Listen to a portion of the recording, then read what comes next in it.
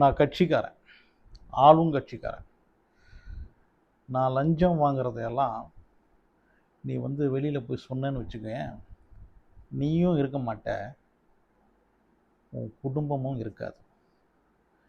இப்படி தான் ஒரு 2 மாதத்துக்கு முன்னாடி வரைக்கும் கட்சிக்காரங்கெல்லாம் லஞ்சம் வாங்கினாங்கன்னா, அதை வாங்கிறது மட்டும் இல்லாமல் அதை கொடுத்தவனை மிரட்டுறது, அவன் குடும்பத்தை மிரட்டுறது, அவன் அதனாலேயே வெளியில் சொல்ல முடியாமல் ஏனோ தானோன்னு ஏதோ ஒரு வேலையை செஞ்சு வச்சுட்டு, கான்ட்ராக்டில் எடுக்கிற வேலையெல்லாம் ஏனோ தானோன்னு செஞ்சு வச்சுட்டு போகிறது. இப்படி தான் நடந்துக்கிட்டு இருந்தது. ஆனால் ஒரு நம்பிக்கை இப்போ வந்திருக்கு. ஒரு ஆளுங்கட்சியின் முக்கியமான ஒரு பிரமுகராக இருந்தாலும் அவர் லஞ்சம் வாங்கினா அவரை பற்றி கம்ப்ளைண்ட் பண்ணலாம். அப்படி கம்ப்ளைண்ட் பண்ணுறதுக்கு சீஃப் மினிஸ்டரே நம்பரை கொடுக்குறாரு, என்கிட்ட சொல்லுங்கள் அப்படின்றாரு. லஞ்சத்தை ஒழிக்கிறதுக்கு சீஃப் மினிஸ்டரே அதற்கான முழு ஒத்துழைப்பும் கொடுக்கறத இப்போ தான் பார்க்க முடியுது. உண்மையிலேயே நாம் ஒரு சரியான திசையை நோக்கி தான் போய்கிட்டு இருக்கோம். சம்பவம் என்ன அப்படின்னு எல்லாருக்கும் தெரியும் இல்லையா? தெரியாதவங்களுக்கும் சொல்கிறேன். அதாவது செங்கல்பட்டு திருப்போரூர் ஊராட்சிக்கு உட்பட்டது தான் இந்த மாம்பாக்கம். இந்த மாம்பாக்கம் ஊராட்சி மன்ற தலைவர் வீராசாமி. அந்த வீராசாமி தான் இப்போ லஞ்சம் வாங்கி வைரல் ஆகிருக்கிறார். இவர் தாவேக்காவை சேர்ந்தவர். இந்த தாவேக்காவை சேர்ந்த ஊராட்சி மன்ற தலைவர் இவர் வந்து லஞ்சம் வாங்குறத கையும் களவுமாக பிடிச்சிருக்கிறாங்க. அந்த வீடியோவும் எடுத்திருக்காங்க. அந்த வீடியோ இப்போ வைரல் இல்லையா? நிறைய பேர் பார்த்துருப்பீங்க. ஸோ இவர் இப்போ கையும் களவுமாக பிடிப்பட்டதுக்கப்புறம் அவரை வந்து கட்சியிலிருந்து எல்லா பொறுப்பிலிருந்தும் நீக்கியிருக்கிறாங்க. அடிப்படை உறுப்பினர்லேருந்து எல்லா பொறுப்புகளும் அவர்கிட்டேருந்து பறிக்கப்பட்டிருக்கு. இப்போ தாம்பரம் மாநகர காவல் நிலையம் வந்து அவரை கைதும் பண்ணியிருக்கிறாங்க.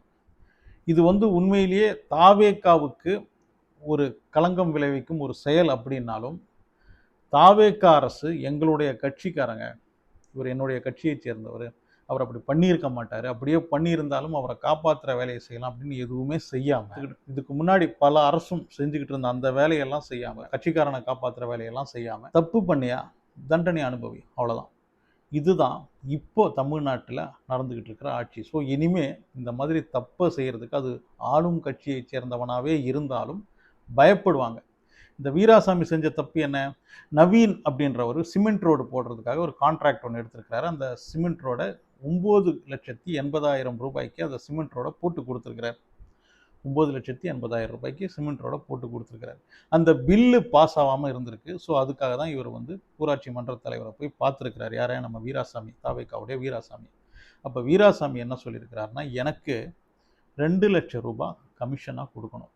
2 லட்சம் ரூபாய் கமிஷனாக கொடுத்தா உன்னுடைய பில்லை நான் வந்து பாஸ் பண்ணி விடுறேன். அதாவது உன்னுடைய 9,80,000 ரூபாய் பணத்தை நான் பில்லை பாஸ் பண்ணி விடுறேன் அப்படின்னு சொல்லியிருக்கிறார். எங்கள் வெறும் 9,80,000 ரூபாய்க்கு எடுத்த ஒரு கான்ட்ராக்டில் எவ்வளோங்க லாபம் கிடைச்சிட போகுது? என்னால் 2 லட்சம் ரூபாயெல்லாம் உங்களுக்கு கொடுக்க முடியாதுங்க, வேணா ஒரு 50,000 ரூபா தரேன் அப்படின்னு சொல்லியிருக்கிறார். அதெல்லாம் பத்தாதுப்பா, கண்டிப்பாக 2 லட்சம் ரூபாய் தேவை அப்படின்னு திருப்பியும் வீராசாமி சொல்லியிருக்கிறாரு. சரிங்க, நான் வந்து ஒரு 80,000 ரூபாய் தரேன் அப்படின்னு சொல்லிட்டு இவர் வந்து 80,000 ரூபாய் ஜிபே அனுப்பிச்சிருக்கிறாரு வீராசாமிக்கு. யார்? நவீன்.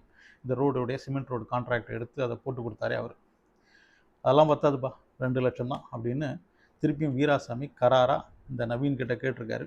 கடைசியாக நான் 1,30,30,000 ரூபா தரேங்க, இன்னொரு 50,000 ரூபா தரேங்க அப்படின்னு அவர் சொல்லியிருக்கிறாரு. சரி வா, என்னுடைய ஆஃபீஸ்க்கு வா, அங்கே வந்து இந்த பணத்தை கொடு அப்படின்னு சொல்லியிருக்கிறாரு. இவரும் ஆஃபீஸுக்கு 50,000 ரூபாய் எடுத்துகிட்டு போகும்போது, எப்படியும் 50,000 ரூபா கொடுக்க போகிறோம், இந்த ஒரு கான்ட்ராக்டில் நமக்கு பெருசாக ஒன்றும் கிடைக்க போகிறதில்ல. ஆனால் இந்த மாதிரி இருக்கும் நபர்களை நாம் வந்து சமூகத்துக்கு முன்னாடி அடையாளம் காட்டணும். அது மட்டும் கிடையாது, இப்போ சீஃப் மினிஸ்டராக இருக்கிறவர் சொல்கிறாரு, யார் லஞ்சம் வாங்கினாலும் என்கிட்ட சொல்லுங்கள் அப்படின்னு 2 நாளைக்கு முன்னாடி தானே கரூரில் சொன்னார். அப்படி இருக்கும்போது நாம் ஏன் சொல்லக்கூடாது? நாம் வந்து இதை வந்து இவர் லஞ்சம் வாங்குறத வீடியோ எடுத்து காட்டுவோம். சிஎம் மேலே இருக்கிற அந்த ஒரு நம்பிக்கை. ஏன்னா வேற இதுக்கு முன்னாடி 2 மாதத்துக்கு முன்னாடிலாம் நடந்த ஆட்சி நமக்கு தெரியல. கடந்த 50 வருஷமாக அந்த கட்சிக்காரங்க மேலெலாம் நாம் ஏதாவது நடவடிக்கை எடுத்தோம், அவங்க மேலே ஏதாவது புகார் சொன்னோன்னா அதோட நம்ம வாழ்க்கை முடிஞ்சு போச்சு, நிம்மதியாக நம்மளை வாழவே விட மாட்டாங்க. ஆனால் நவீனுக்கு, அந்த கான்ட்ராக்ட் எடுத்த நவீனுக்கு ஒரு நம்பிக்கை இருந்திருக்கு. கண்டிப்பாக பழைய அரசு மாதிரி இருக்காது, தாவேக்கா வந்து இந்த லஞ்சம் வாங்குறவங்க மேலே நடவடிக்கை எடுப்பாங்க. இந்த வீராசாமி ஆளும் கட்சியை சேர்ந்தவனாக இருந்தாலும் நம்ம சிஎம் நமக்கு கொடுத்துருக்கிற அந்த ஒரு தைரியம் இருக்கு இல்லையா, அதனால் நம்ம இவர் லஞ்சம் வாங்குறத வீடியோ எடுத்து மக்களுக்கு காட்டுவோம் அப்படின்ற மாதிரி அவர் வீடியோ எடுத்து அந்த ப்ரூஃபை காட்டியிருக்கிறாரு. இப்போ அந்த வீடியோ வைரலாகவும் போய்கிட்டு இருக்கு. இப்போ அதை வந்து வீராசாமி மறுக்கிறாரு. எனக்கு வந்து நான் அவருக்கு கடன் கொடுத்தேன், அதை திருப்பி கொடுக்கும்போது தான் இந்த மாதிரி வீடியோ எடுத்துட்டார் அப்படின்லாம் சொல்கிறாங்க.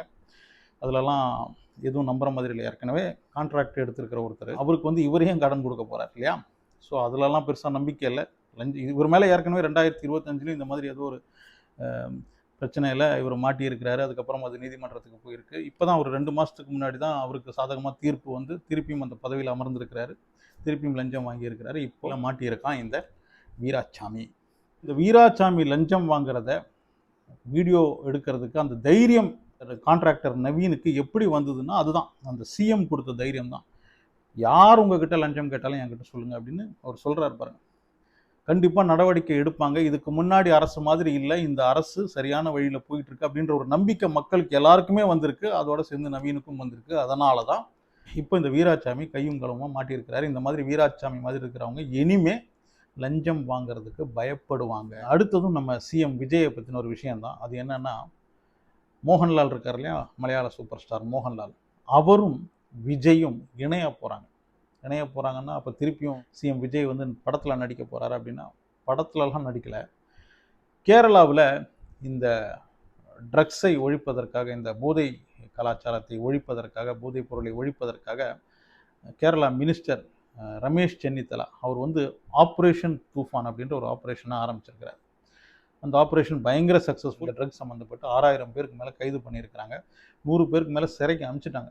இன்னும் ஒரு 5000 வழக்கு நடந்துகிட்டு இருக்கு. இந்த ஆப்ரேஷன் தூஃபான் அப்படின்றது கேரளாவில் ரொம்ப தீவிரமாக நடந்துகிட்டு இருக்கு. அப்போ தான் நம்ம ரமேஷ் சென்னித்தலாவுக்கு வந்து நம்ம சிஎம் அவர்களையும் சந்திக்கணும் அப்படின்ற ஒரு விருப்பம் வந்திருக்கு. அவர் எல்லா சிஎம்மையும், அதாவது நம்ம சதர்ன் ஸ்டேட்டில் இருக்கிற எல்லா சிஎம்மையும் அவர் சந்திக்கிறாரு. அதே மாதிரி நம்ம சிஎம்மையும் சந்திச்சிருக்கிறாரு. அப்போ தான் வந்து இந்த தமிழ்நாடு கேரளா பார்டர்லையும் இந்த மாதிரி இந்த ட்ரக் மாஃபியாங்களை பிடிக்கிறதுக்காக தமிழ்நாடும் கேரளாவுக்கு உதவணும் அப்படின்ற ஒரு கோரிக்கையை வைக்கிறதுக்காக தான் வந்திருக்கிறாரு. அதுக்கு சிஎம்மும் சம்மதிச்சிருக்கிறாரு. அது மட்டும் கிடையாது, ஆப்ரேஷன் தூஃபான் ட்ரக்கை ஒழிப்பதற்காக அதுக்கு வந்து பிராண்ட் அம்பாசிடர் வந்து மோகன்லால் போதைக்கு எதிரான விழிப்புணர்வு நிகழ்ச்சி ஒன்று கேரளாவில் நடத்த போகிறாங்க. அதில் இதோடைய அந்த ஆப்ரேஷன் தூஃபானுடைய பிராண்ட் அம்பாசிடர் மோகன்லால் கலந்துக்கிறாரு.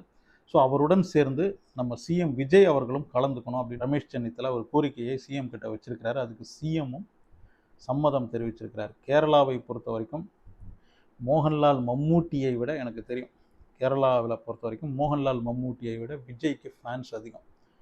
விஜயோடைய படம் ரிலீஸ் ஆகுது அப்படின்னா மோகன்லால் மம்மூட்டி படத்தை எல்லாம் தள்ளி வச்சுருவாங்க. விஜய் படத்துக்கு தான் அங்கே முக்கியத்துவம் கொடுப்பாங்க.